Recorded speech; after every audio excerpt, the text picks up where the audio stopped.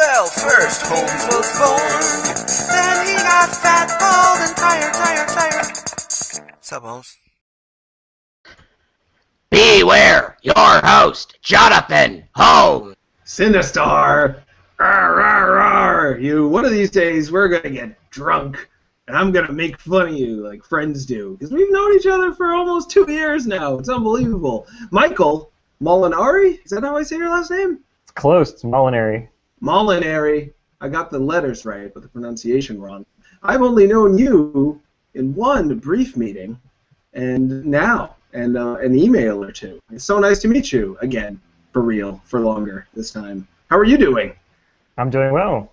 Yeah, you make video games. So I'm doing really well? It is pretty great to make video games, though there are many ups and downs to it.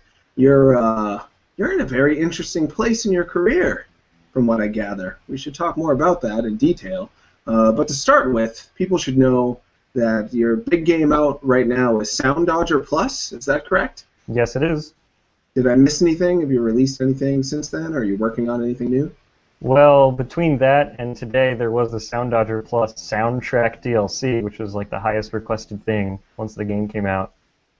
On Steam? Yes, it's on Steam. So if you have the base game, you can get the soundtrack for it as well.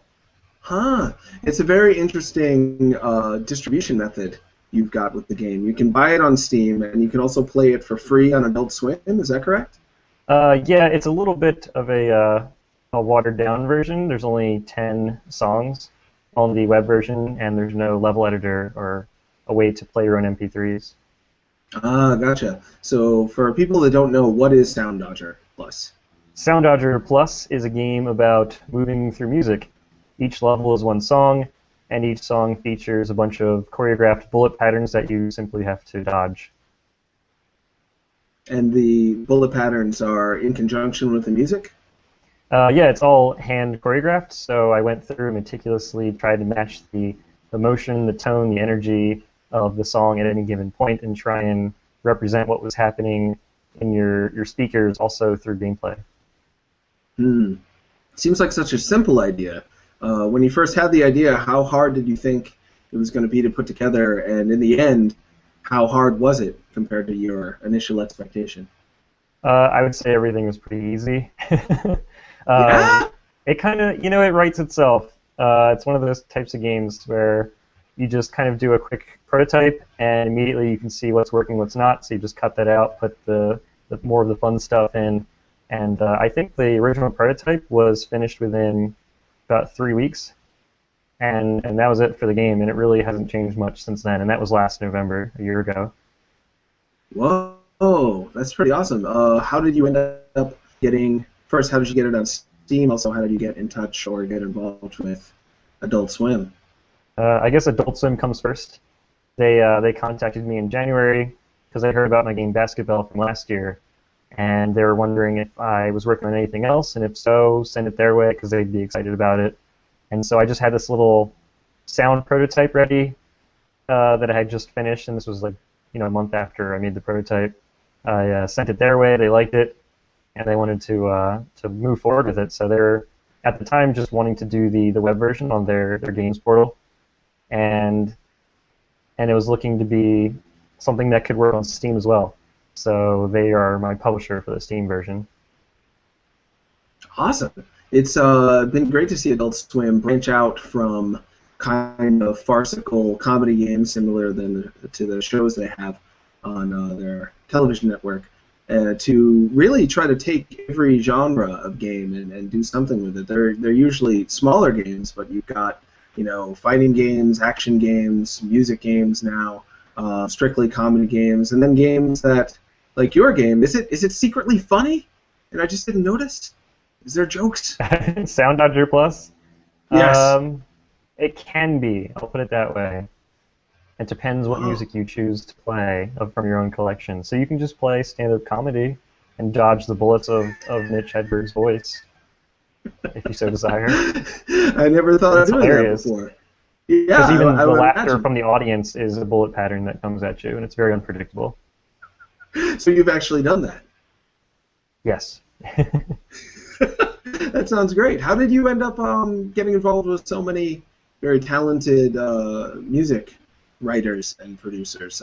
Danny B's on there, Disaster Pieces on there.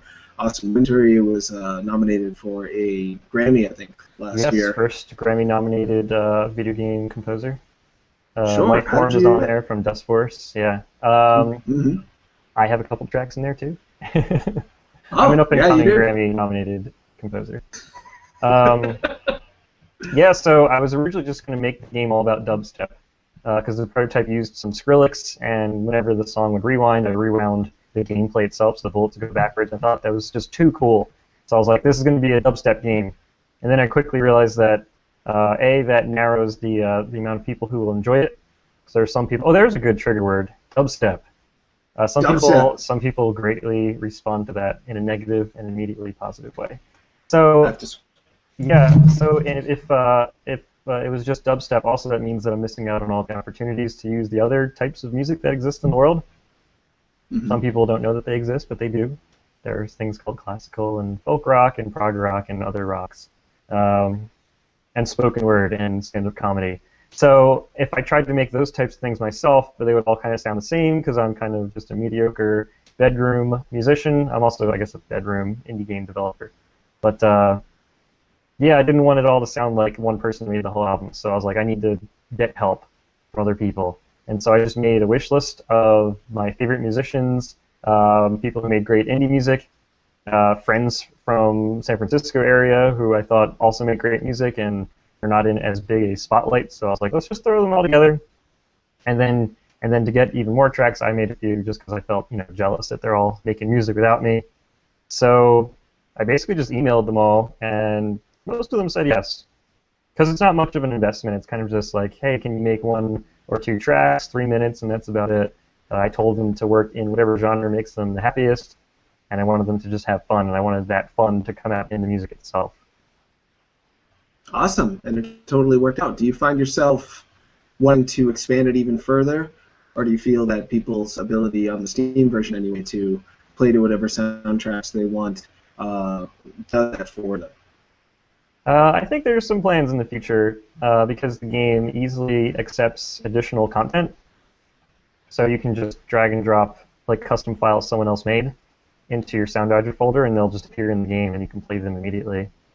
And so cool. I'm still working out the details for that, but I think that'll be sometime next year. That we'll have some additional content for people. But people are already making new content on their own, and you can find them in the Steam Community Hub page for the game. Awesome. How's the reception to the game been so far?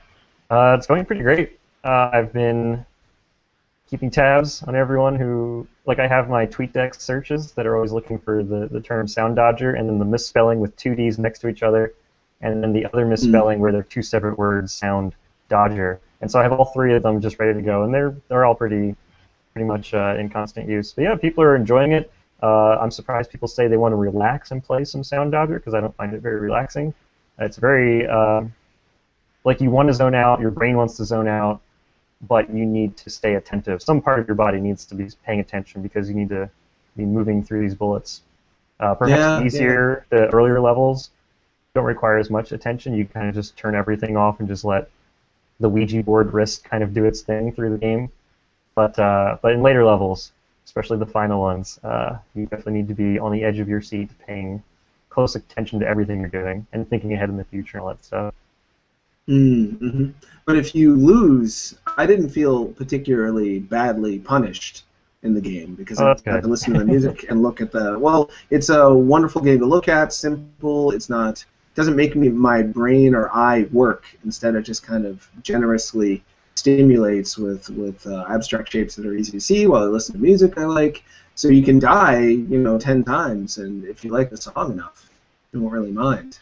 That's how I took to it anyway. Similar to the Bit Trip series, which was very, very difficult, especially towards the end of the levels. But I would find myself replaying them over and over again without all that much frustration because I was enjoying everything that was going on so much. And if my memory serves from 10 minutes ago, when we talked before the show started, you worked a little bit on Bit Trip Beat with Namco for the iOS port. Is that right? Yes, I did. Huh. And what did you do on that? I was well, in general, at Namco, I was the wildcard artist for the iOS team. So if they ever needed something on some project, I would help kind of do that. And so I was never on any project for more than maybe 2 or 3 weeks, which is pretty cool. And BitTrip came along, and they needed to remake it from scratch because they had someone else working on the port, and they didn't do very well. And so Namco's like, we'll just do it ourselves. One of our designers used to work at what would become Gaijin Games, and so that's how that kind of connection happened. Oh, interesting. Which one? What do you mean? Is it Dant Rambo? No, his name is Chris Pavia. Oh, okay. Yeah, he was with them when they were called Santa Cruz Games, and then eventually turned into Gaijin Games. But anyway, Gotcha. I guess the most notable thing that you would have seen is the level 2, where you're going through like the lava caverns. Mm-hmm.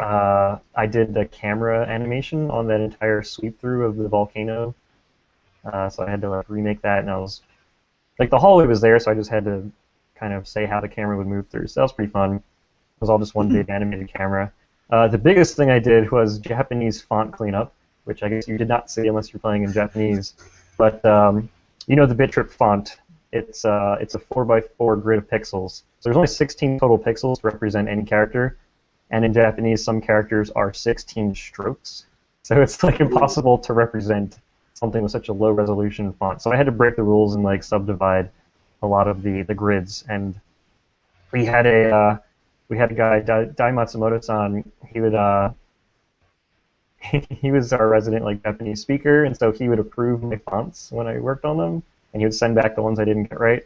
And I looked at them like, I don't see what's wrong with it. I got the 2 slashes and the swirl, and then he's like, these need to be the same thickness. And I looked again, and I was like, oh, okay. I was looking at the Unicode. I was like, okay, they are the same thickness. And like, it's a completely different letter altogether, or symbol. Yeah. So it's like I'm sorry. Go ahead. Yeah, I mean, it's the same as making a backwards E. And you're like, no, that's an E. And someone's like, no, it's not an E. It's backwards. That's not anything. Yeah. I know a tiny bit of Japanese, and I know there's a letter that's like a sideways smiley face, but if you do the 2 eyes like this, it's like an S or something. If you do it like that, it's something completely different. And doing that with pixels, what a weird challenge. That was like what your life was about for a while. Yeah, I mean, it was about, I only had to do the characters that were used in the game, thank goodness, because otherwise I'd be doing all 3,500 characters. So I only did about 700 or so. What? That's still so many. That is brutal. Yeah, I could do like maybe 50 to 70 a day, so I kind of got through them pretty quickly in about a couple weeks. Congratulations. Thank you. I didn't learn any of it. I don't remember, but it was kind of, I felt bad that he had to keep approving it because he's kind of important at the company. Like he created or helped create Mr. Driller, if you know that game. Oh wow, sure. Yeah, and then now he's kind of, well, at the time he was just limited to fixing iOS ports of Namco games, and like he can do so much cooler stuff than doing this. But he's like the greatest programmer at the company, so everyone just gave him the tough stuff. And here I had him like approving Japanese fonts. So, yeah. Sure, for him it was kind of a relief. He could send you back to actually have them fixed. Oh yes, yes. Probably the easiest part of the day.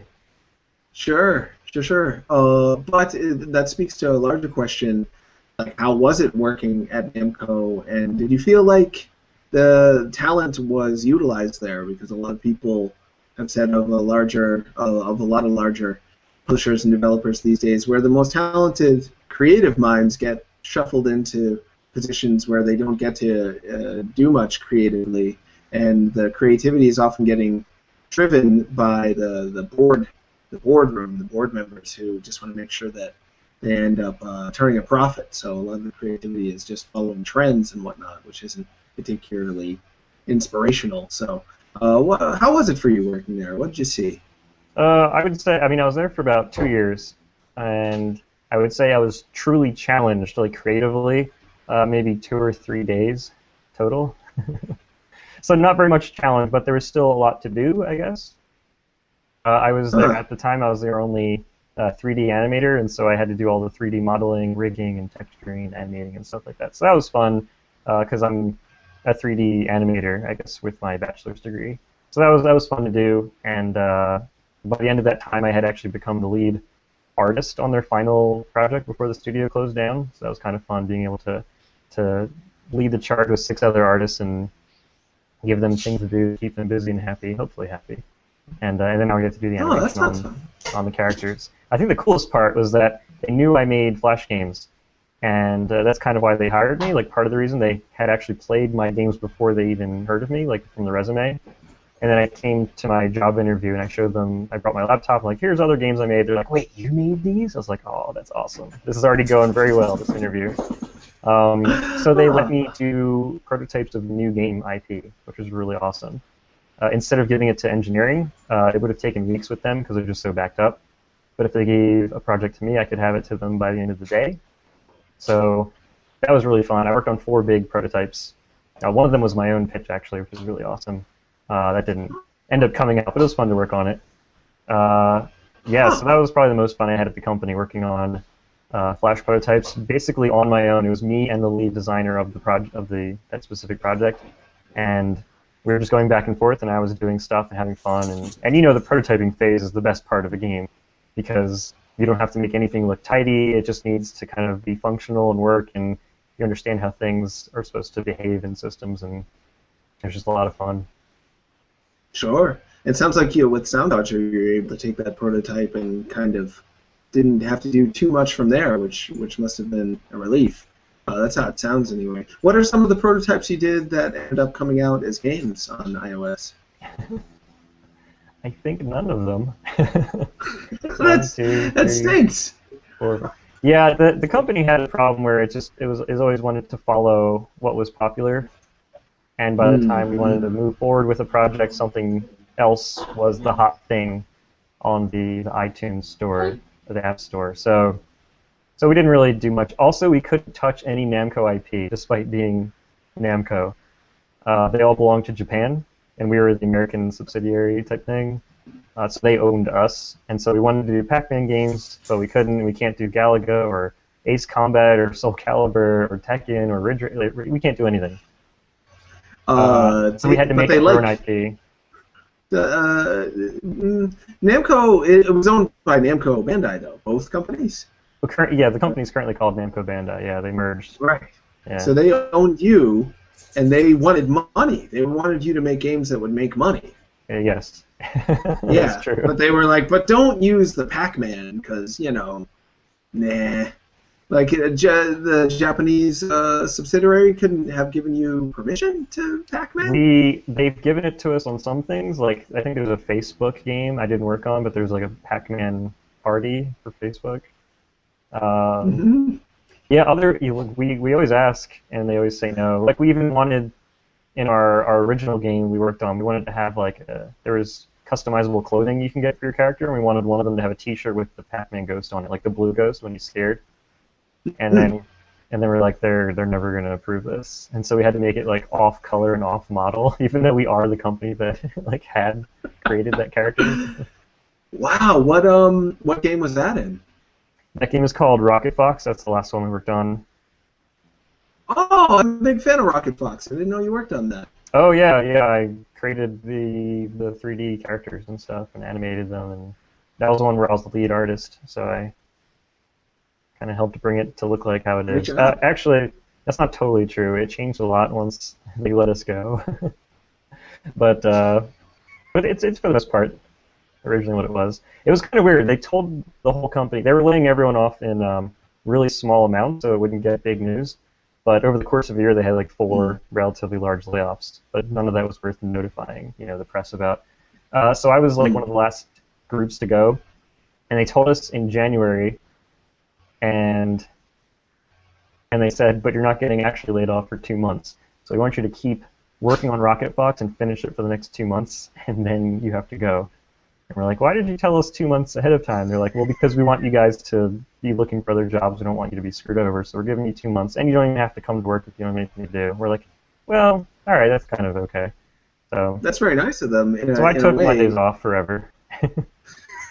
And did you change Rocket Fox a lot in that 2 months when you knew it was That's when most of the work happened, actually. Really? Oh, yeah, because we wanted, well, like, even though we knew we were leaving, we still wanted to like finish the product and get it done. And yeah, we did a lot of stuff. And those For people who don't know, Rocket Fox is I played it on iPad anyway. It's a platformer where it's top-down camera and you tilt the world kind of to help your incredibly good at jumping Fox land. And it has a little bit of a jumping flash feel to it, and it weirdly got ripped off in Game & Wario. I don't know if you played Game & Wario for the Wii U at all. Oh yeah, totally. There's just Rocket Fox in it if you want, except it's a ninja instead of a fox. No, I haven't played it, so I didn't know. It's they changed it up a tiny bit on the TV screen. It is I think it's a back view. I could be remembering this wrong. And on the gamepad screen, it's like the Rocket Fox view, where you're top down and getting him to leap, and you have to turn in order to get him to land in the right place. It's fun, just like Rocket Fox was fun, but could be a coincidence, but it could be that Nintendo is stealing your ideas. Yeah, it's all right. Kind of had the feeling you'd say that. So what got you into this whole video game thing? What made you want to make them? Well, I've been playing them since, like I was able to. I have two older brothers, and they were playing games, and I just played what they were playing. Until it got to the point where all three of us needed our own original Game Boys, the Fat Boys, so we could all play our games at the same time. So that was, my brother got a NES that came with Duck Hunt Mario combo, and that must have been 87, I guess. How old are you now? I'm 26, so I was 1 at the time. I mean, I was watching games. I wasn't playing. I don't think it won. But yeah, I was being influenced by them at a very early age. What do you think drew you to them and kept you drawn into them? Maybe it's my lack of athletic ability, so there's not as many wonderful things I can do in the real life. I mean, I guess if I trained, I can just do them. But at the time, no, I didn't play any sports. I was always the odd boy in gym class, the last one in dodgeball that no one even wanted to throw the ball at. That's okay. One time I did make basketball. That's because I enjoy watching basketball. I used to be really into like basketball tricks, like Globetrotter stuff. So like 7th and 8th grade, I was just practicing in my backyard doing all these crazy over the back, through the legs, and also because I'm kind of lanky and long arms, so I can do all these fun things with the basketball, and it wasn't too hard. So I really liked basketball. It's a fun thing. It's fun to watch. And then I had this idea I had an idea for a basketball platformer, and I was like, this could be really fun, even though it's in 2 dimensions. There's still a lot of stuff you can do outside of the game of basketball, so I just wanted to explore that.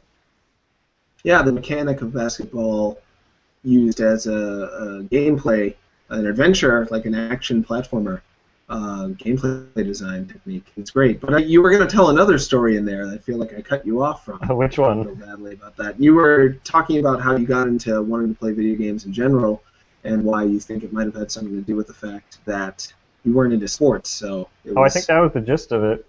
Oh, all right. Games kept coming out, and I just kept playing them. And there was that McDonald's sweepstakes giveaway for Sonic 3, and I bought. Oh no, it wasn't McDonald's. Lifesavers. Sorry, it's Lifesavers. Okay. You get the little code on the wrapper and you send that in. So I bought so many Lifesavers. Like I just really wanted Sonic 3. It was, but a lot of people.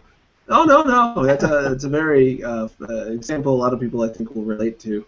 What did I buy a lot of just for video games? I'm sure there's been plenty of things. I can't remember what I had to do. I had to do something really extravagant in order to get a Mega Man X3 T-shirt. I had to like clip out a barcode from a Lay's potato chips and like a pet store and like a laminating factory or something. I ran around town, so I can relate with that story very well. But not everyone who loves video games ends up making them. When did you first get the idea that you would go on to design them and make them your career? I think pretty early on, my brother and I would design additional inventory items for Legend of Zelda, like on the inside of pizza boxes with Sharpies, and we would just make what the icons look like and how the weapons would work and how they would changed Zelda forever. But we were super young. We were single-digit ages at that point. But I didn't know how to make games, but I knew I wanted to. Like I would make up card games and things like that. And then my art teacher told me, you would really like Flash. And this was when it was Flash 5. So old. But yeah, I played with it, and I made my first game after like a month of playing around in Flash. And that is a wildly different game from what I make nowadays. It's like hyper violent and has a bunch of political parody, and it's like nothing like what I currently do. But it was fun. What was that? Yeah, I gotta know more about that. How old were you when you made that? What was it called? I was 14. Okay. It was right before high school started. It's called TF Larry. TF Larry? Guard Duty. That's the subtitle. Yeah, it's on like Planet Fortress. You know, for Team Fortress Classic. Like that website's still up. It's not maintained at all, but it's still up. It's like a ghost website for 10 years, but my games are still up on there, and that's where they're hosted. So. TF Larry. What does TF stand for? Team Fortress. It was a webcomic I was doing for Team Fortress Classic, and it was based off of a like a noob character. At the time, we didn't call people noobs, though. We called them llamas, if you remember that. Called them what now? Llama? Llama. I don't even know where it came from. It was before my time, but people kept calling each other llamas. So was Larry a llama? That was his last name. His last name was Ama, so his initial was L Ama. And he always got killed by the sniper dot, and he wouldn't understand respawning very well. And so I was learning Flash at the same time, so I was like, hey, instead of a webcomic this week, can I just make a game? They're like, okay. So I spent 13 months making a game, and then released that. That was the most this is another TF Larry. I have 2 TF Larry games, but this one was like the most ambitious thing still that I've done. It has like 40 different rooms, like top-down shooter stuff, and you're trying to capture the flag of the red team. Or the blue team, and there's like lots of Easter eggs and cutscenes and hidden things and like a warp zone like Mario style stuff and like mini games, and that was just too much. I was like 16. That was like a lot more than I could chew, which is why it took 13 months. But I learned so much, and like in 13 months you learn a lot more about programming and game design. So the game just changed throughout the whole way. You can see it gets more and more advanced. At least what I was able to do as you just play through the game. Sure. Feature creep. I think they call that feature creep. Is that right? Yeah. Well, it's the stuff I wanted to do from the beginning, and I just didn't know how to do it. Like, I didn't even know how to make a conveyor belt move the character when you stood on top of it. I was like, I have no idea. Yeah. So. What do you think of the stigma around, well, Flash, Game Maker, RPG Maker? These are tools that you can hopefully learn on your own if you have the tenacity and the optimism to try. You can have hope that you can use them and make games that are fairly fun to play and get your idea across. But there's a lot of stigma around all of them. In fact, I've some of the games I've been most excited about in the past few years, I've talked about them on Destructoid, and people have been like, looks like a Flash game, no thanks. And I'm like, what? But sometimes Flash, why would Flash on its own be this like lower class level of game to people? As someone who's expert in Flash and you're getting a job in Namco in part because of your Flash games, what do you think of that attitude towards Flash? I think it's pretty messed up, and that's just because of a super saturated market of mediocre or, dare I say, paltry games, and people just put them out because they're not trying to impress. They just want to make something and put it up on the internet.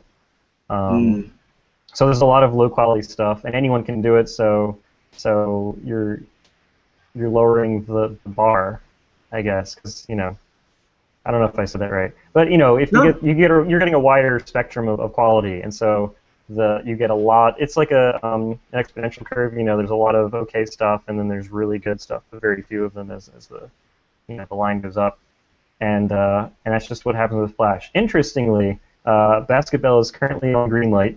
It's been there since day one. It's still there, and it probably won't come out, but it has not been called a Flash game, like in a negative tone. Because looking at the trailer, you can't really tell it's Flash because I have very few vectors and it's all like hand-painted, like Photoshop textures and cardboard motif everywhere. And so because it doesn't look like a Flash game, people aren't knocking it for it, which is really interesting to me. So Flash game actually, I guess, is more of a look than a tech. Which is weird. Because some games were not made in Flash. And I've looked on Greenlight, and they're made in like C# or maybe Unity, and they say downvoted Flash game, and it's not a Flash game. It's just really simple shapes or colors, and it looks like vector art, and maybe they think it's Flash, and so it's really interesting, that dynamic that happens. Because when you say, oh, it's a Flash game, or oh, it's a Unity game, those mean two separate things. But if you say, oh, it's a C# game, that's not negative. That's like the highest praise you could get, which is kind of, Yeah. Well, people have it in the... Yeah, it absolutely is weird that people... Sounds like the audience, or at least some of the vocal members of the audience, feel like they can equate a game's level of quality to what it was coded in.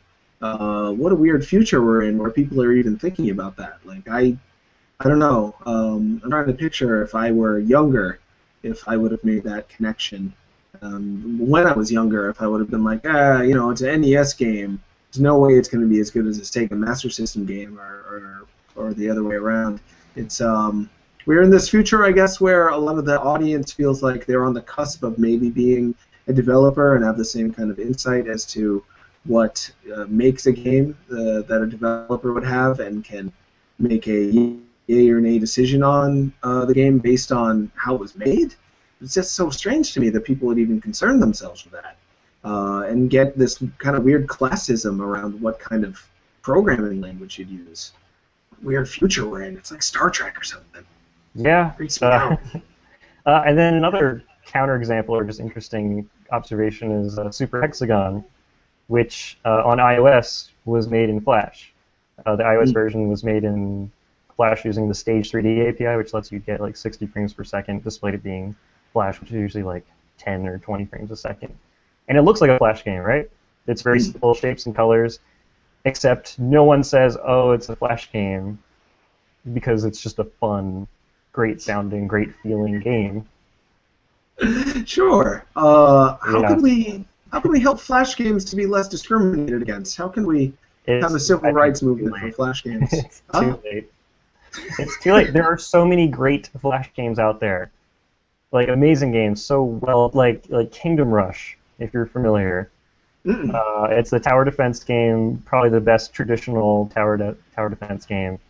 It just came out with the iPad version like a couple years ago, or last year. But yeah, it's a Flash game. It looks kind of like a Flash game. There's nice background art, but it's absolutely... I don't like tower defense games. Let me just put it that way, and I love Kingdom Rush. That's the way I'll advertise it. Good to know. Yeah. Binding of Isaac, Flash game. Binding of Isaac is in Flash, yep. Yeah, people absolutely adore it. Some people do beg on it, though, for looking like a Flash game. I think that's a minority thing for Isaac. That's kind of the runaway hit. Yeah, absolutely. Edmund McMillan, very skilled at Flash. Wonder how he's doing. I haven't talked to him in a while. He's working on Eugenetics. He sure is. Yeah. Eugenics. I've got a Eugenics sticker on my 3DS, so I think about that game every day when I play Animal Crossing, right before I start. But now I'm way off topic. So you made TF Larry. Yeah. At 14. You're still in high school. You're maintaining enough grades to graduate high school, I'd imagine. Was TF Larry the point where you realized you wanted to, after high school, pursue this permanently? And if so, what was it about that experience that gave you that idea? I don't think I knew what I wanted to do, actually. I was graduating high school, top of my class, and everyone's like, oh, where is he going to go? And I was like, where am I going to go? I have no idea. And my brother went to art school in Philly. My mom was an artist, or still has artistic abilities that she uses when she teaches her classrooms. And my dad used to make balsa wood sculptures and things like that. So it's an artistic family with steady hands, and we do stuff. And I was like, I can't just go be a generalized mathematician, political studies, eco 101. I can't just do that. No, I wanna do something artistic. But I didn't know what it was. And I guess I saw Spider-Man, the Tobey Maguire one, and I was like, those are amazing special effects. Like when he first swings and chases after the bandit, right? That was just like, no one had seen that like in the cinema before, like watching someone swing through Manhattan like that. It was like, I was like, oh my god, I need to do this. And then I also saw, I guess the embarrassing one is Triple X with Vin Diesel. That didn't even have great... Why would you be embarrassed about Vin Diesel? Well, He's a heck okay. of a guy. Okay, Vin Diesel, yes, but the movie Triple X, not so much. They made a sequel with yeah, Samuel L. but he wasn't in it. Yeah, that's true. I'm trying to defend Vin Diesel here, and you accept Vin my Diesel's defense. great. Vin Diesel's great. Yes. So is Anyway, Triple X. the ending Wonderful movie. sequence to Triple X, where they're going through all these pistons and car engines, surreal things with flames everywhere. I was like, oh wow, that's obviously not a car, but it's still really enjoyable to fly through these parts and things. And I was like, you know what, I want to do special effects. That's what I want to do. Mm. And I found out about this school called Ringling College of Art and Design in Florida, and they don't do special effects, they do character animation. I was like, oh, they give you the foundation for everything, how to do the whole 3D pipeline. So I went there, still wanting to do movie feature-length special effects stuff, and I realized half the graduates from my program went into games and half went into movies. And I was like, wait a minute, I like games. Couldn't I just do this same stuff but in games? And so I was like, you know what, I'm just going to focus on that. And I was in this awesome comic book class, and my teacher was telling me, well, I told him, I was like, I don't even know if this is the right thing to do. He's like, you know what, it'll sort itself out, and whatever you want to be doing, you will be doing. I was like, you're the coolest. First off, you're a comic book teacher, so that's cool on its own. Because he read everything from Jughead to modern manga, so he's very fluent in everything. It was just wonderful. But anyway, he gave me the courage, and so I just pursued it full on. And like even when the recruiters came, like DreamWorks, Pixar, and Disney would come, and I didn't apply to any of them. I just applied to THQ and Activision and EA, and just, I kept it just games only. Did you get in with any of those companies? I don't know enough about your backstory. Did you ever No, work for I didn't. THQ? They didn't pick me up, at least out of college. But my friend, who was my thesis partner, worked at Apple. If you remember, Apple products used to come preloaded with a game or two before the App Store was created. Yeah. So he worked on like the last iPod Nano pinball game that like came with the device, and then they wanted him. That whole Apple team. Apple was closing its internal game studio because they're going to release the App Store. So that whole team moved to Namco, and they're like, we want you to come with us. And he's like, I found something better in LA, but here's the name of my friend Michael Molinari. You'd probably like him. And so that's how that kind of happened. Very interesting. And at that point, were you thinking you were going to be making games or wanted to be making games that were focused on providing the player with the kind of realism and also escapism that you got out of Triple X and Spider-Man, the ability to make the unreal seem like a physical reality? And if so, is that something you're still hoping to do at some point in your still very young career? 26, you said? That's right. That's great. You're going to be doing this for like 50, 60 more years, probably. That's the idea. Yeah, that's so good. Well, between graduating college and working at Namco, that was about a year of downtime. I worked on, if you know jayisgames.com, the casual gameplay website, they used to have these competitions like a month long or 2 months long, and you'd have a theme, and you just make a game around that theme, and then everyone votes on it and plays it. And so I made a game called How My Grandfather Won the War, which was a side-scrolling shooter where you don't have bullets, but instead you toss water onto the background to reveal like the truth behind what you're flying through. And so in order to get past obstacles, you have to splash water on them, and then like a spiky ball would turn into a cloud, and they're all like similar shapes. But anyway, that was my first kind of game I made after getting 4 years professional training in art and creativity and design and stuff like that. And so there's a big change in the games I made before college and the ones I made after. And that's kind of the beginning. That game was the beginning of what I've been making since then. Games that are surreal, that are kind of personal. Soundodger is kind of an outlier, and that one's more action-based. But I did see someone on the Destructoid page for this post. They said they enjoyed my games together, but that was yesterday, which are kind of a pairing from the same universe. But those were also competition games from that website, and those are what I was probably best known for before Soundodger. A lot of people were touched by them. They're very personal games, and they helped a lot of people cope with emotional walls in their lives, and I've gotten lots of fan mail over the years and people thanking me about helping them cope with things, and they just like you help them move on and all this stuff. And I didn't design the games to do that, by the way. Those are games for me where I was just sharing some part of my life, and it just happened to thankfully affect people in a positive way. Whoa! I want to hear more specifics about that. What is this? The TIG Jam games you're talking about, or something else? Not TIG Jam. The website is Jayis Games, Jayis. Right. Yeah. And after How My Grandfather Won War, yes, you made. What did you make after that? Together is the name of it. Together. Yeah, it's a game about flying through the clouds with special someone and collecting love together and running away from problems and danger. And it was just about exploring the depths of the oceans and the limits of the outer galaxy together. Whoa! What is it about the game that helps people to get through things emotionally, you think? For those responses, that was the next game called But That Was Yesterday, which is a continuation of that, and that is a game about learning to move forward in life.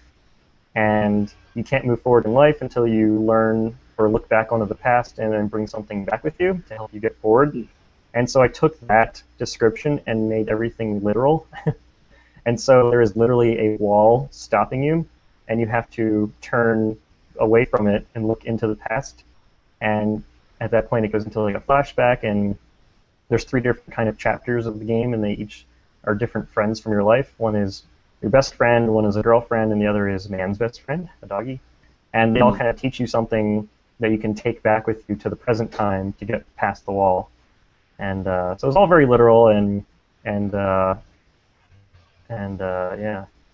Was that built in Flash as well? Yep, everything. I've only made Flash games, though, aside from stuff at like Namco. Sure. Huh. That's was somebody paying you? How did you survive when you got to make interesting games? There was prize money for those, and I actually got first place for that one. I think it was like $1,000 or something like that, so it was pretty awesome.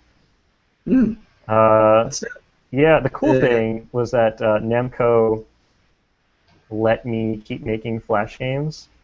In fact, I made that one during my time at Namco. And they're fine with me doing it, as long as it wasn't on a competing platform, such as Facebook or iOS, obviously. And so I was like, nope, it's just going to be a Flash game. And they're like, all right, whatever. They were very lax, and that kind of spelled their demise, I guess. But yeah, that was pretty nice of them. So some days I was doing Flash prototypes at Namco, 8 hours of that, and then I'd go home and then open up Flash and then work on my own game. And it was just Flash all day long. Have you thought about teaching classes in Flash or paying it forward in some other way? Because the amount of experience you must have with it is astounding. It would be pretty fun. I've helped people in Flash here and there with whatever problems that they're running into. And up until recently, I was scripting in ActionScript 1, if you're familiar. That is the first programming language for Flash, and it has not been the standard for probably over a decade, but I stuck with it because that's what I knew. Like Basketball was made in ActionScript 1, and that was last year, until finally many people are pressuring me, you need to learn the new ActionScript 3. Let's just skip over 2 and just go to 3. And so Soundodger was made in ActionScript 3, and that actually let me do a lot more things with the music. Like I can actually slow down and speed up the music, and I can have Steam integration and do achievements and all that fun stuff. So it was worth my while. Yeah, it sounds like it. What are some of the pros and cons for using Flash? If somebody came to you and said, well, I want to make this kind of game, what kind of game would it be if you were to say, oh yeah, Flash sounds perfect for that, and or if there was another kind of game?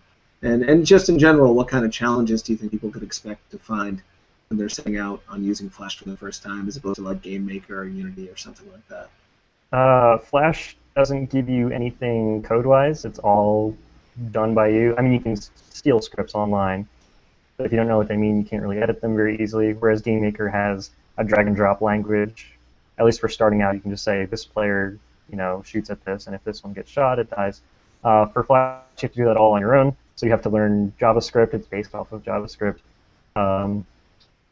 If you want to do 3D, don't use Flash. I guess I would recommend Unity for that.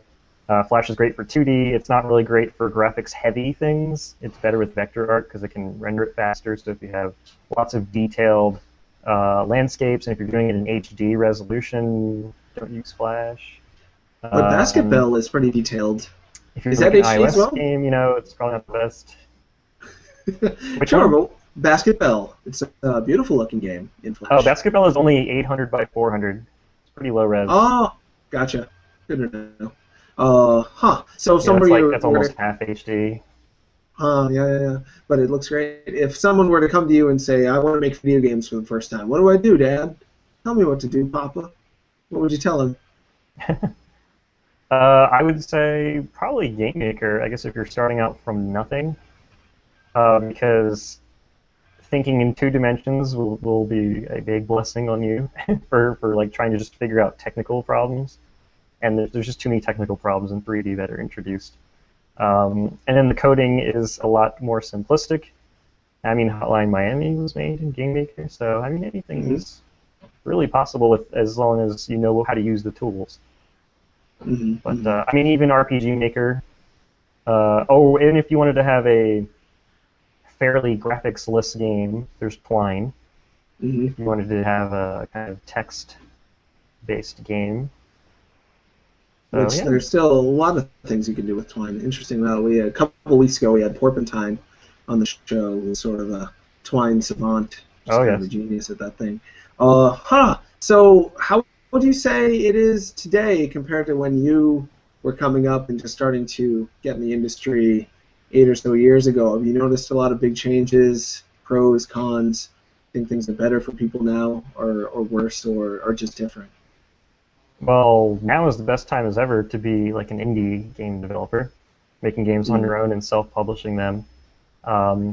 There's just so many avenues you can do. The App Store you can possibly get on Steam. There's also others like Desura and Good Old Games, and there's other strange devices as well. I mean, you can make Kindle games, right, or Nook games, and I mean lots of devices. And Android's an open platform, and then you can also just put something on your website and not even having it to any specific device. And yeah, this is the best time. And then people willingly pay money to a nobody as long as the game is promising enough, whether through word of mouth or great advertising or whatever it is. So. Sure. Kickstarter as well. There's a lot of different opportunities.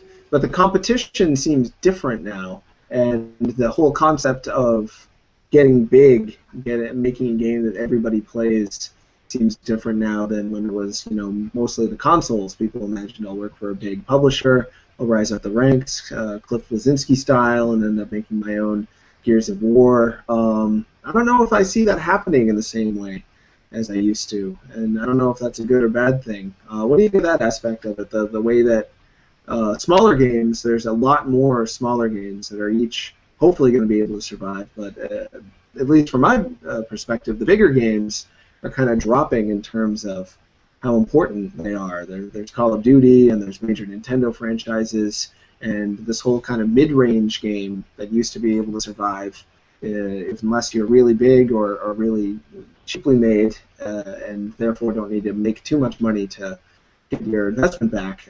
Those mid-range games are kind of dying out, at least as far as I see it. But yeah, what do you think of that whole aspect where games are going?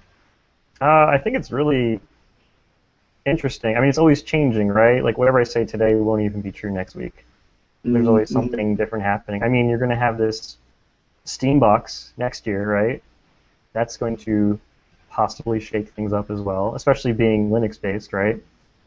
And that might, of course, change the way graphics card manufacturers look at Linux, because currently they don't really care.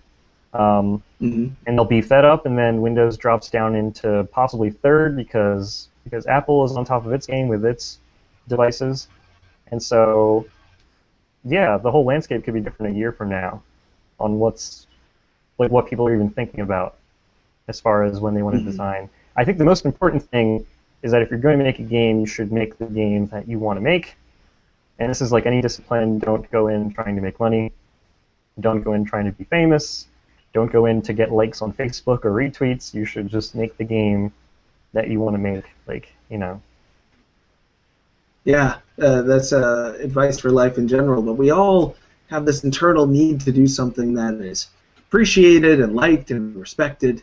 It's so hard when you put yourself out there and find yourself attacked or disrespected or just underappreciated. for a lot of people. It's a big part of the risk that it takes. And you could be playing it safe right now, just doing not your own games. You could be getting a good paycheck, just doing the rippling muscles on the next guy in the next Mortal Kombat or Killer Instinct or something.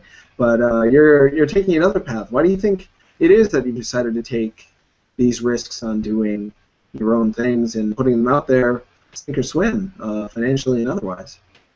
This is kind of the same conflict I had years ago when I was wondering, should I do feature film or games? And I was like, I would be doing relatively the same thing, like 3D animation or something like that, with relatively the same tools. It might even just be the same software. But one of them is going to be interactive, and one of them isn't. And so one of them is going to be the same experience every single time, and one of them isn't.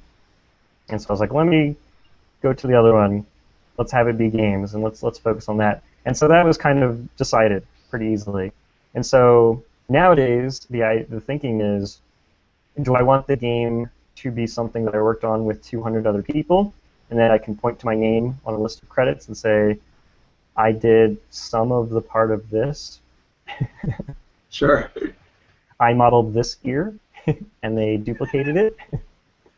Or can I say, I made this game with this other, handful of musicians, or I made this game with this other person, the two of us worked together. And this is our vision, and all communication was just to one other person, or to two other people, and this is what we came up with. It's a much better story, I guess. Like the bigger games, they try and get a face now, because back in the 90s it was Miyamoto and Kojima. I can't even think of other really big names that were just thrown around. Oh, Will Wright, but that was about it. And, like the John single Carmack. name, right? Yeah. But that's not their game. They're just at the top, and you give. I mean, Spielberg's not the only guy. There was 300 other people who worked on the movie, but it's just there's something about the feeling, Having done it yourself, putting it out there, knowing that you communicated directly to the player as opposed to aiding in a much larger vision, which chances are, if you have 200 people working on a game, that game has to appeal a whole lot.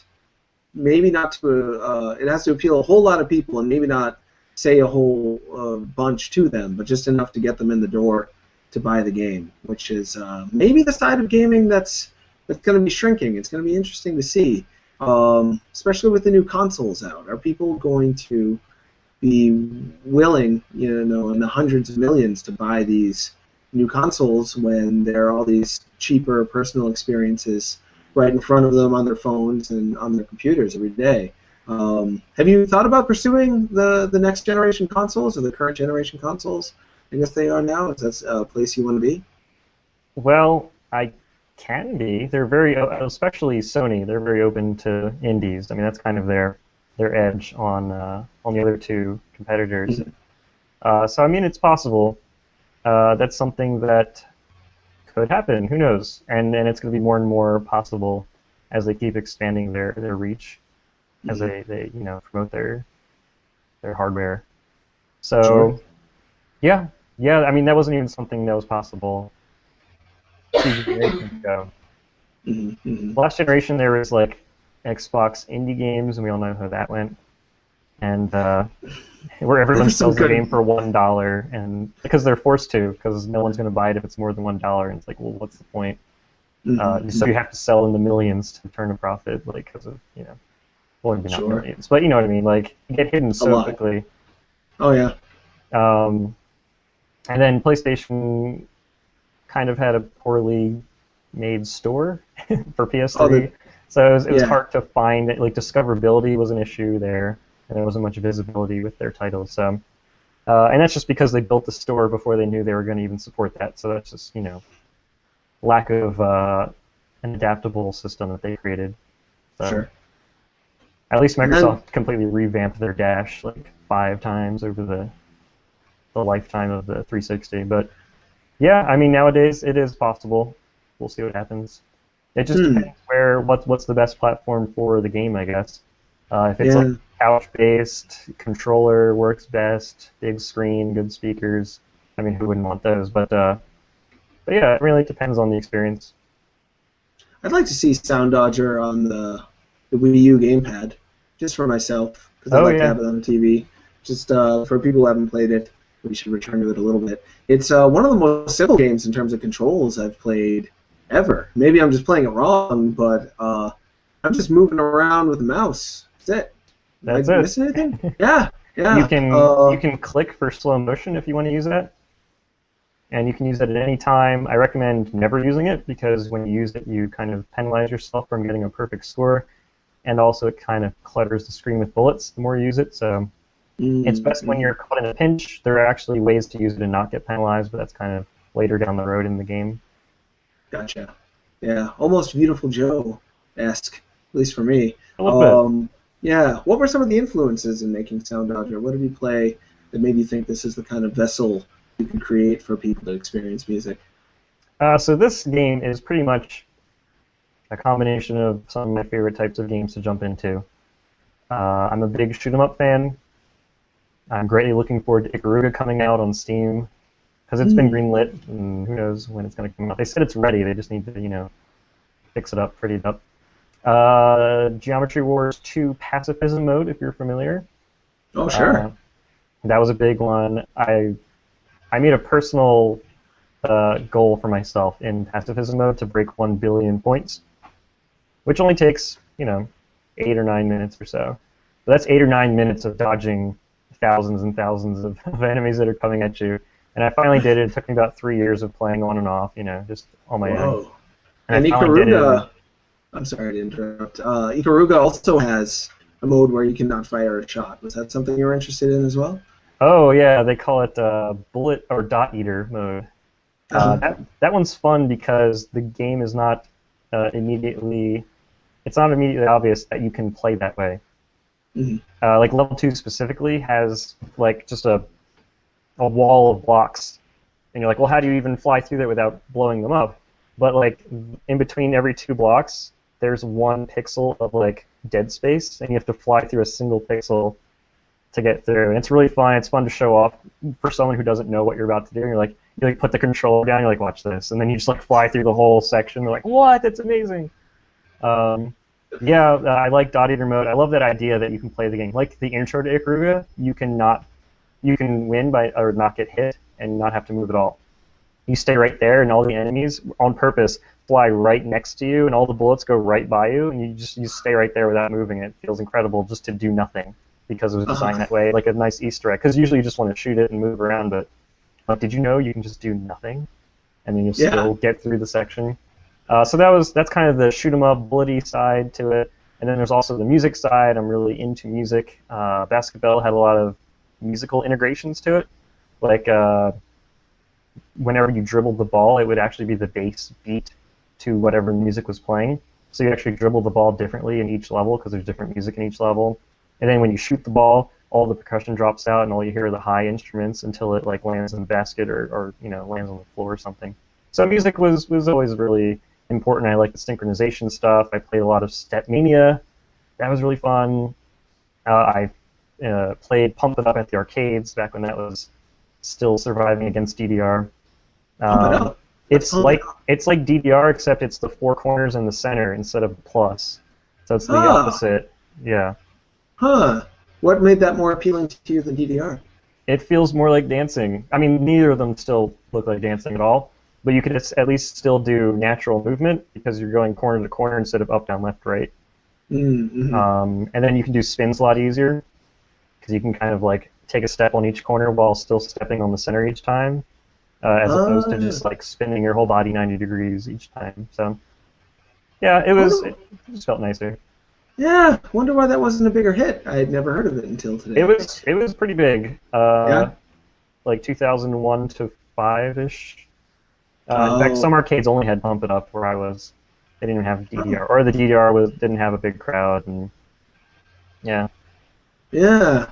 And my friends had the Pump It Up pads at home, like the nice ones, not the crinkly ones, but like the thick 1-inch foam ones, and it was pretty big in my parts. Yeah. Huh. So you got to see that side of gaming that has kind of died again, but I'm hoping is back. Died as the Rock Band 3 was kind of the last Yeah. The last Yeah, big music thing. the public musical and or rhythm-based social gaming aspect. People going to arcades and actually hanging out with each other as a night out to play a game like that.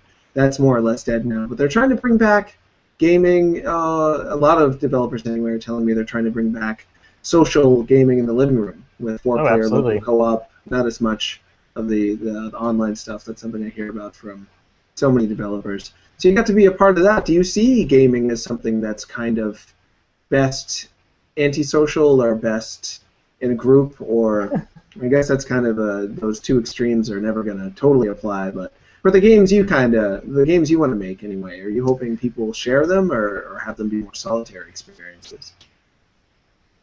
I want multiple people to be a part of experiences. And that's kind of, that you're right, that is the way that's kind of happening. Like Valve said they're never making a single-player game again. Mm-hmm. Or at least 100% single-player. They'll always have some partnership online or whatever aspect.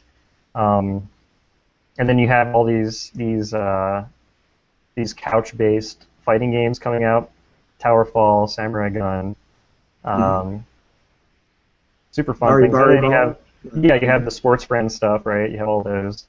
And those are great. I mean, there's some games that I refuse to play unless someone's watching, even though they're single player. Because they're best with someone else watching and just having fun with you.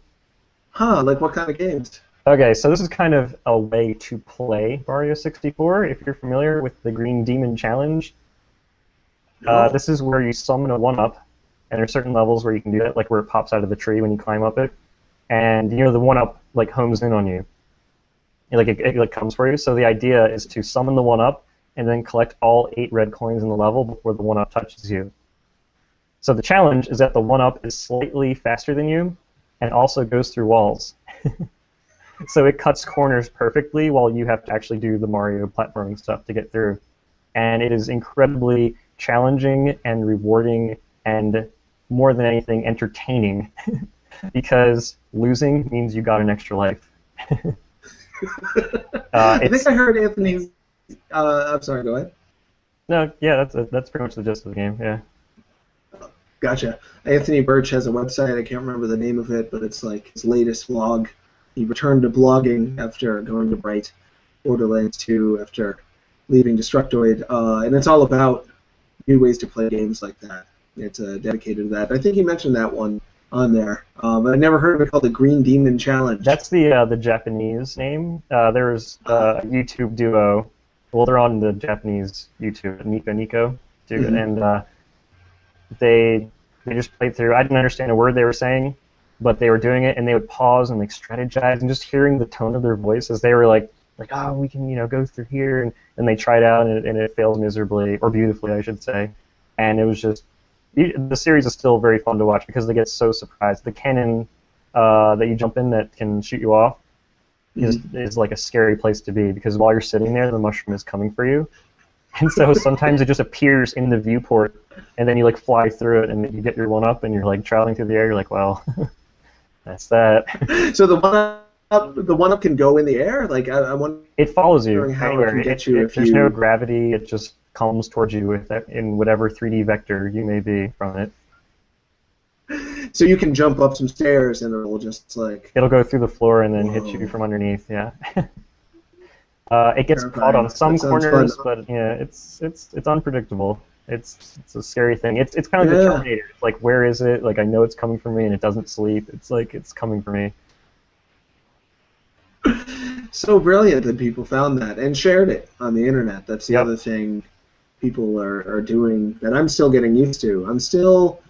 I've been through so many. I'm 36. I'll be 37 in 2 weeks. I'm still adjusting to the fact that how we play video games, how we share them with other people, how we talk about them, changes like every 3 years now. I can't keep up. It used to be playing online with people is all that they were talking about. Now it's streaming online and watching Let's Plays. And well, that's another thing, too.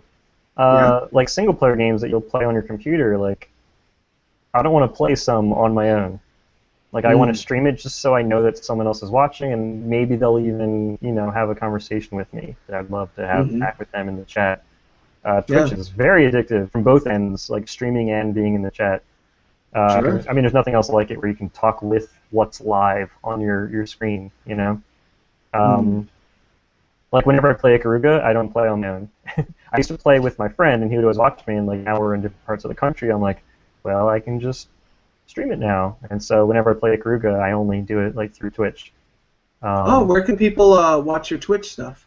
I don't do it very often. I'm kind of waiting for the Steam version, but my Twitch is One Mr. Bean, ONEMRBEAN. It's actually my name everywhere, so that's and my why Twitter. Is it One Mr. Bean? Do you like the comedian Mr. Bean quite a bit? Maybe not today, but I used to look like Mr. Bean.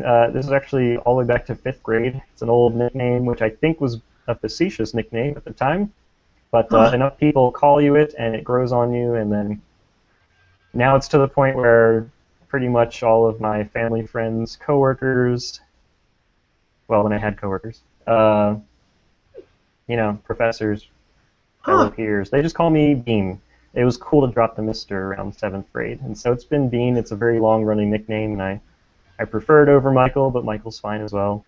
Some people refuse to call me Bean because they want to be the outliers. So, yeah. And okay, so the actual name One Mr. Bean, I wanted to get the name Mr. Bean on AOL, like the screen name, and they're like, Mr. Bean is unavailable. Why don't you try Mr. Bean 1?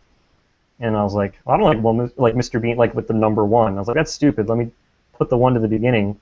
And like, sorry, you can't start with a number. I was like, all right, I'll spell out the word. So it became One Mr. Bean. And so that was it's all in the defiance of AOL. That's where it all came from. Yep. Who would have thunk? All roads lead to AOL. I have a couple of questions in.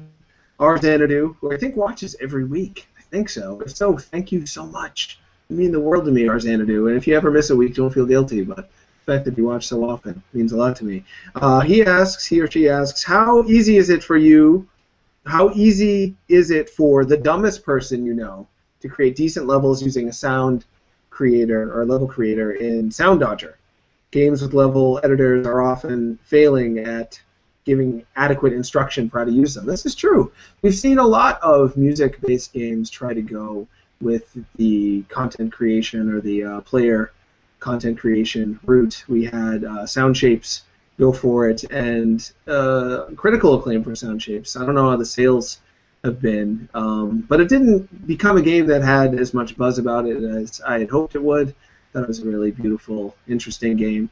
Not unlike Soundodger in that way, though Soundodger is much more constant action and frantic pace. But still, you offered both of those games offered the player the opportunity to make some of it. And was that a daunting challenge? And do you feel like you can be dumb and make a Soundodger game level? So the editor was probably my least favorite part of making the game. As I told you, the game was done in 3 weeks, and pretty much for 1 year I made the editor. Whoa. Mostly because I hadn't really done an editor before, so it was all very new to me, and I also wanted to make sure that from the beginning it was going to be something that the player could also use, and not just me to make the base levels. So I made sure there was no coding. It's only buttons and sliders, and it's all very visual based, and you just kind of look at it, and hopefully it all makes a lot of sense. But on its own, it's not going to be something that's very intuitive, like at first glance. So I made a series of video tutorials on YouTube, which you can find at sounddodger.com, and it's only about a half hour total to watch all of them. And watching that, you'll know how to do everything. So it's not too much of your time aside. Half hour, it's like one TV show with commercials, and you'll know my workflow for how I make levels and kind of the best way and all of the very popular shortcuts that I use, but I have all the shortcuts listed out in the editor as well. Anyone who's used the editor said it's very easy, it makes sense, it's intuitive, so I'm very thankful that they've responded positively to it. You don't need to be smart, but you do need to have patience. That is a very important aspect because it's a creative thing and it just takes time to craft a level. And that's just the way it's going to be. There's no quick way to make a creative thing like that. Sure. Yeah, I think I do have a way to You know the autogen mode? It's kind of separate from the editor, but you can take any MP3 and it generates a level on the fly. You can actually take that generation algorithm and throw it into the editor as a base to work off from, but it's going to be super sloppy and not make too much sense, but at least it'll give you something to start from. I just put that in there because some people would have liked it, and some people have been using it just to give them a big push at the beginning, because like the level's already filled out completely no matter how long it is. So that's nice, but yeah. Yeah, I was going to ask you if you hand drew or handcrafted the bullet patterns in your game, how do you then go about making, and stop me if I'm just missing something in there, but then you also made it so the game would generate bullet patterns based on the sound that you play through it. Is that right? Yeah, those are just two separate modes, I guess. You made like two separate games in there? You could have just cheated and had the... The game is reading the same information, but the way that it's created are the two different, I guess, the differences there. So the base game was made using the editor, and that's where it's all handcrafted. When you play any MP3 off your computer, that's when it's auto-generated on the fly, and it's using a completely, obviously, it's not human, it's a computer, trying to do its best to make up the way to represent that music with bullet patterns. And it's not going to be anywhere near as good. That's just how computers are. There's nothing compared to the human touch, like having a human actually approve of how something looks or plays. So at least we're not there yet. Maybe not for 50 or 60 years, but for now, yeah. Sure. Huh. Interesting. Good to know. Reminds me of The Fly, starring Gina Davis and Jeff Goldblum for some reason. Doesn't he say something like, "Computer's trying to make a steak"? Oh, yes. Oh, enough out of me. XKevX asks, many indie devs seem to be in poor health and at the end of their wits by the time their games are ready to launch. You seem to be doing well. How do you keep it together? I'm doing well. I guess the trick is to only work 8 hours a day, as they already suggest. I mean, someone was interviewing me before. They're like, wait, you get more than 2 hours of sleep a night? I was like, yeah, I get like 8 to 10. It's great. I sleep like a baby. It's wonderful. Yeah, it's like I can't really code very well at night. I get things wrong. I can't find why a bug keeps happening. It's just difficult. My brain doesn't work that way at night. So I don't code at night. And then that's when I do art, because you don't have to worry about technical problems with art usually. And then in the morning, you can just wake up and just do all the same stuff that would have taken hours in like a half hour, because you're fresh, you got your rest, and you're just ready to go. So 8 hours, that was picked for a reason for the work world, because it works very well. Huh. Well, it sounds like you're working into the night on other stuff, or does the art not feel like work as much? Art, I consider myself an artist first. Despite wearing all the necessary hats to make a game, I am an artist, visual artist, I would say. And then I guess I'm a game designer, and then I'm a programmer, and then maybe musician somewhere at the end. And programming, as you know, takes 95% of your time, just because that's the nature of the beast. I would rather I spent all of my time on art for the length of time of the project, but that means I guess I would need another programmer, and then that means you need funds, and then it gets really complicated. But anyway, yes, the key to staying sane and healthy is to work as much as you should, not as much as you want. Because sometimes you get so excited, and no matter what the discipline, like this music is great, this design is really cool, or... Uh-oh. Is he frozen? He does look a little like Mr. Bean. A little more Ben Affleck-ish. Like a Bean Affleck. Bean Affleck. Yes, would be the pronunciation on that. I hope we get him back. Maybe he's talking and only I can't hear him. Maybe I'm gone. No, looks like I got the internet. So I'm not gone. No, you're still there, but we've lost one. That's terrible. Sad to hear that. We almost got through the whole show. 15 minutes away. We were 15 minutes from a miracle. We should wait a bit, I guess. See if he comes back. That would be nice if he did. But we shouldn't wait too long, because that'll be sad for people to just look at me.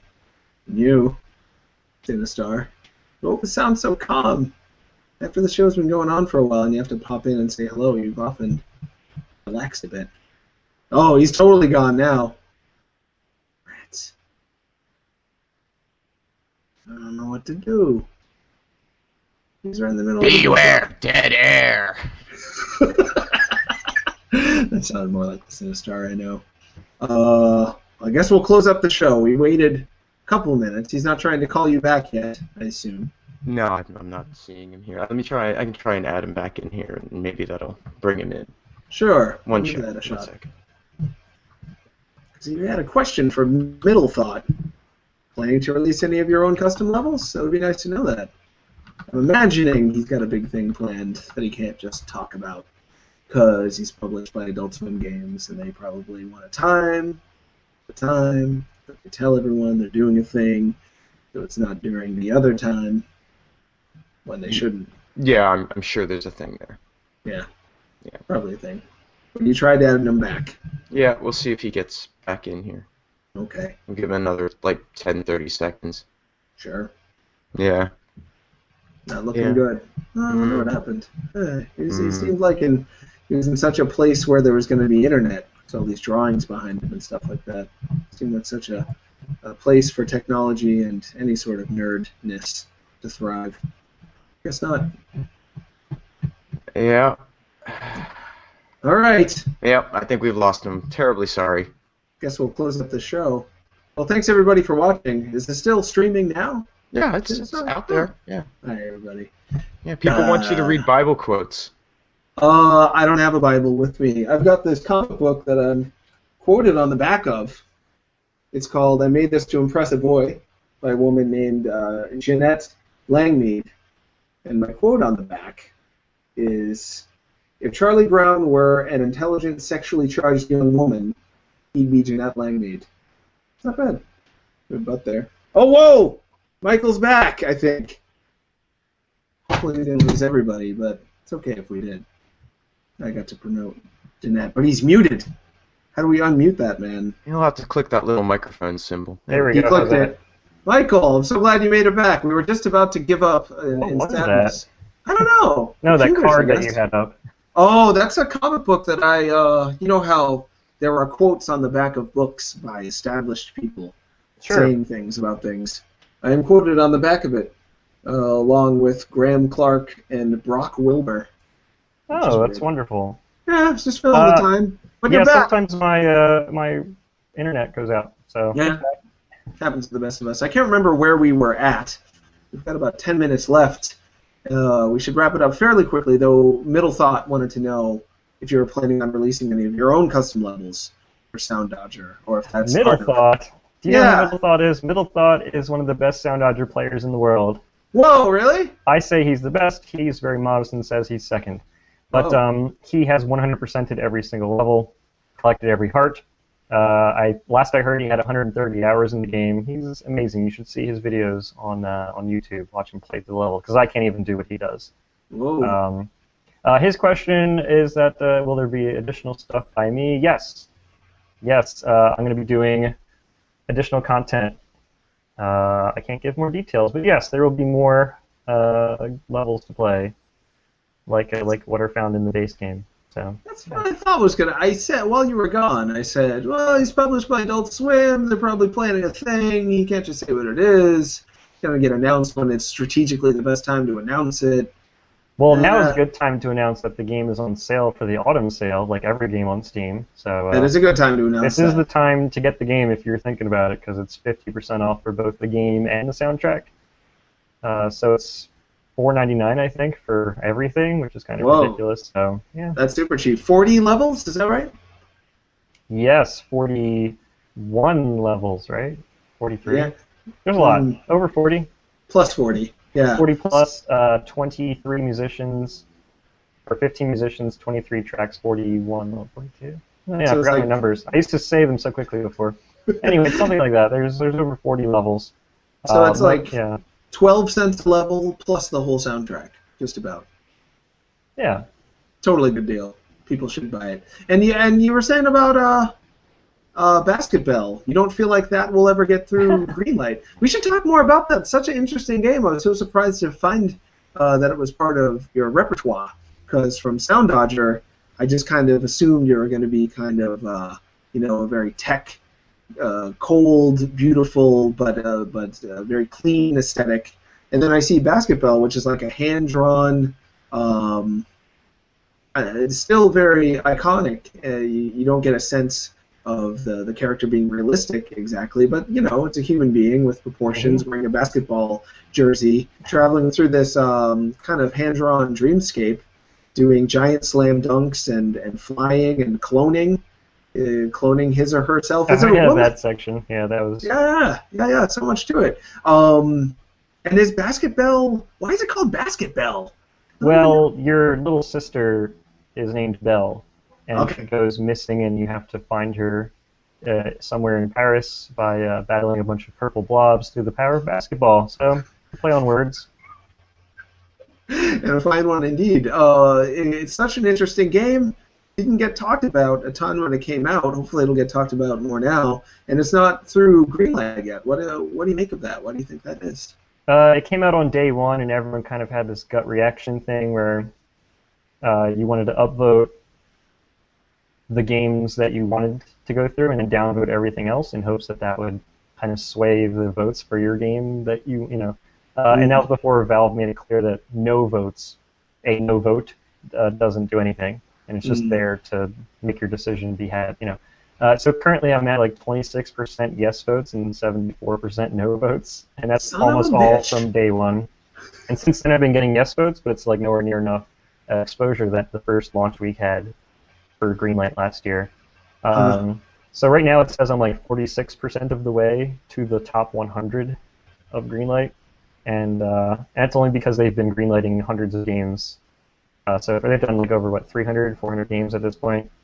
Sure. And so that bumped me up to halfway on the whole list of all 12 or 1,400 total games right now still remaining. So I guess given enough time, I guess every game will be greenlit, or maybe Steam or Valve will open up the gate, the store, and then you can just sell your game, and then Steam becomes extremely saturated with every game ever. Sure. So we'll see what happens. It's available on Desura if you want to get it that way. Pretty cheap too, right? How much? Yeah. $5? It's $5. I guess if you want to get it, you should get it from basketball.net because I'll get more of the cut and I'll be a little bit happier. Actually, I haven't been paid at all by Desura after all my sales, so. Oh, nuts. They have a base minimum that you need to meet in order to get paid, and I haven't met that, so there's just hundreds of dollars sitting there that I won't be able to touch. Sure. It was the same with WiiWare before Nintendo made a lot of radical changes. Yeah. Trying to make it so their store is more appealing, which is nice that the biggest console holders, console makers are chasing guys like yourself to try to get you to add to their game library. It's nice to see that finally happening. Is there any way to take it off Greenlight and then resubmit it? Like call it Basketball. 2 days. Yeah. Like well, if it does get picked up, I guess I would put a little bit extra into it. Sure. But it sounds like, from the way you described it, if it had come out today and if there was a new kind of press push and people know you from Soundodger now, so it would be almost like a relaunch of it on Steam Greenlight. That could potentially pick it up. I don't know. Yeah, you allowed? Would you want it? I don't know. I don't know what the terms of service say about that. No one does. No one knows what the Greenlight service terms are. It's so secretive. Well, we got another question came in. I thought we were just going to begin the wrapping up process, but instead we have Excelosaurus Rex. Is that somebody else you know? No, I do not know.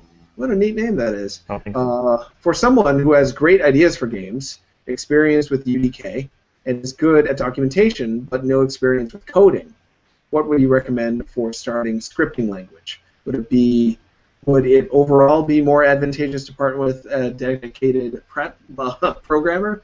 Man, we got marbles in my mouth today, but yeah, what would you say to someone who has the ideas, the experience with UDK, but the actual coding? Where would they go first? Well, the best thing ever is to get a programmer. because they can just teach you. I mean, there's nothing better than having the person who understands something fluently right next to you as you're learning. That means that it's a lot of their time that's taken away just to teach something to someone else.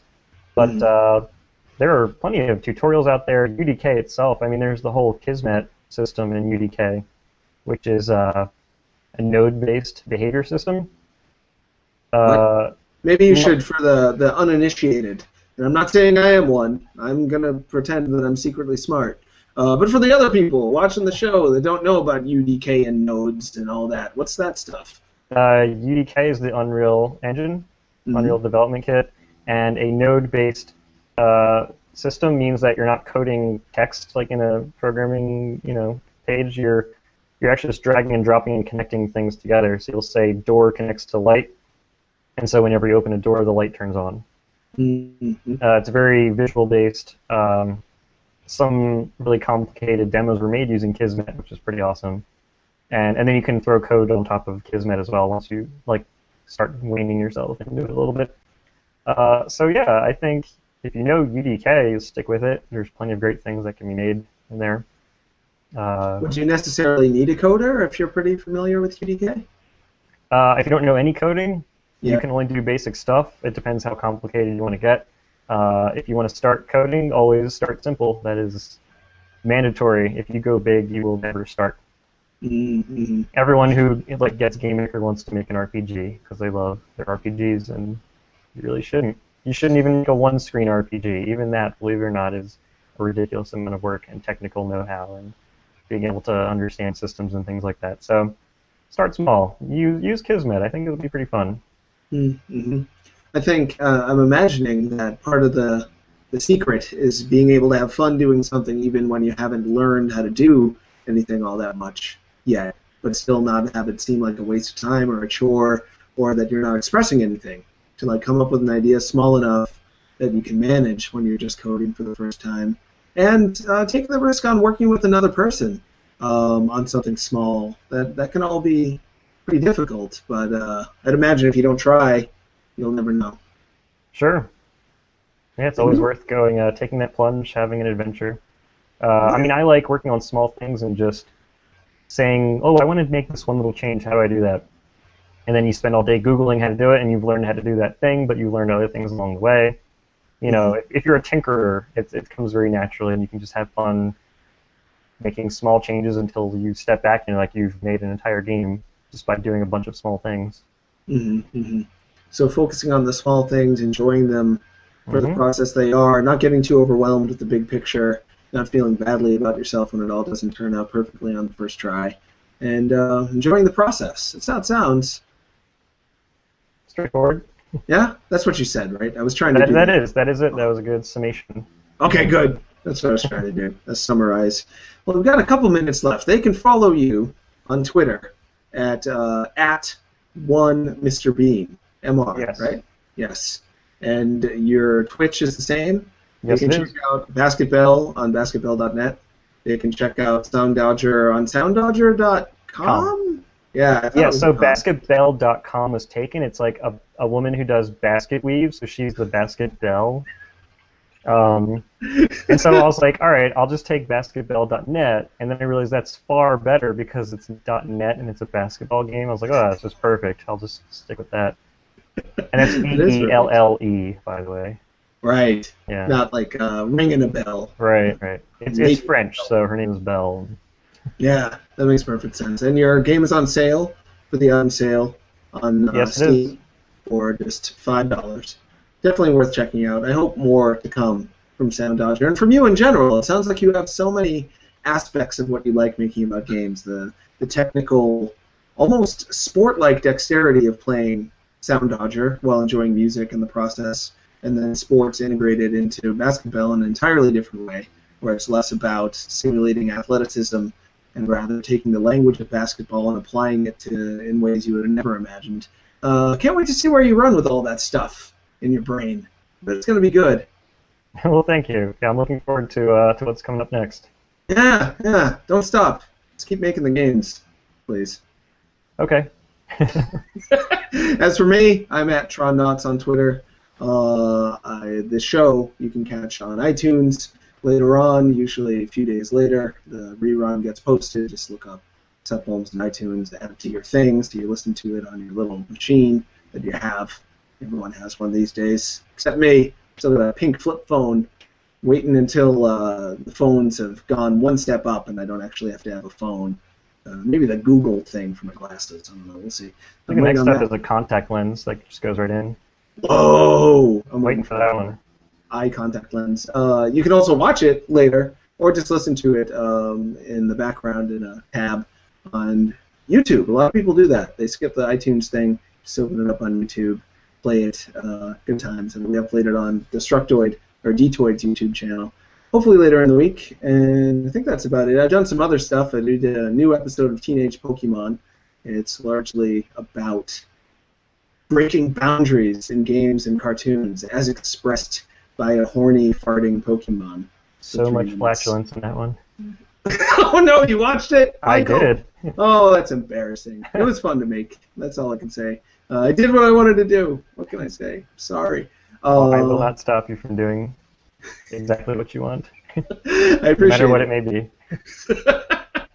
And also hosting a new show for huge subscribers. If you subscribe to Destructoid, a few bucks a month. I can't remember the exact price. You get ad-free. You get discounts on our merchandise. You get entered into all of our contests automatically, and you get to watch me and Caitlin Cook read the news and do stupid stuff once a week. So that's hopefully coming out the next episode of that. I have to go shoot some extra stuff for it as soon as we're done, because the sound didn't take, and then we're going to try to edit that up for today or tomorrow. So thank you so much, everybody, and thank you, Bean.